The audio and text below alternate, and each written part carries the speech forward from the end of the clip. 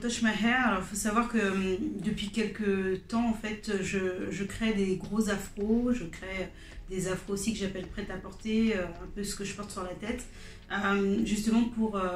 valoriser cette texture et le volume qu'on n'a pas forcément. Donc c'est pour avoir aussi des choix différents. Et je me suis rendu compte au fur et à mesure qu'il y avait des personnes qui avaient des difficultés avec leurs propres cheveux, des personnes qui ont aussi vécu des expériences assez douloureuses dans les rues, face au regard, face à des attitudes, à des actions qui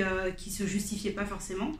Moi, je l'ai vécu aussi dans les rues, je l'ai vécu avec le regard des gens, j'ai vu un petit peu l'attitude, j'ai fait aussi des tests avec mes mannequins qui portaient des afros dans des événements et j'ai vu un petit peu l'attitude des gens, donc j'ai décidé d'aller dans les rues avec une dizaine de mannequins, alors volontairement une dizaine de mannequins de toute nationalité, parce qu'il faut savoir que le cheveu n'est pas égal à une couleur de peau, un type de cheveu n'est pas égal à une couleur de peau, un cheveu reste un cheveu, donc tout le monde et n'importe qui peut naître avec un type de cheveux ou lisse, ou frisé, ou crépus, voilà, parce que ça saute les générations, parce qu'aujourd'hui on a des forts mélanges culturels,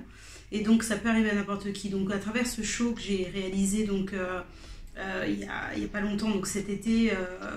à l'Opéra, à Place de l'Opéra, avec une dizaine de mannequins, c'était vraiment pour lancer ce petit coup de gueule, pour dire voilà, ça suffit, on ne touche pas aux cheveux des gens, on ne met pas la main dedans, c'est intrusif, ça ne se fait pas, surtout quand on ne connaît pas les gens, plonger la main dans leurs cheveux comme ça, juste pour toucher la texture, juste par propre curiosité, je ne trouve pas ça correct. Donc là, il fallait dénoncer, il fallait faire quelque chose et marquer les consciences surtout. Donc j'ai décidé de lancer donc, ce show avec de très gros afros volontairement pour attirer l'œil, parce que si les filles elles seraient toutes sorties avec leurs propres cheveux naturels, ça n'aurait pas eu le même effet. Mais là, le fait d'avoir des très gros afros, de la couleur, de la diversité, ça a emmené les gens à avoir quelque chose